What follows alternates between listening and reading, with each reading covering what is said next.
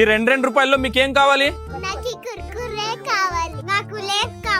ఈ షాప్ ఏమైనా మీ బాబు అనుకున్నారా? ఈ రెండు రూపాయలకి కుర్కురే రావు. పోయి మీ బాబు దగ్గర 10 రూపాయలు తీసిరండి. అవునా? పోనీ మీ అమ్మ దగ్గర ఇప్పించుకుని రండి. సరే, ఒక్క నిమిషం ఉండండి. తీసుకోండి, ఈ చిప్స్ తీసుకోండి. అలాగే మీరు ఇచ్చిన ఈ డబ్బులు కూడా తీసుకోండి.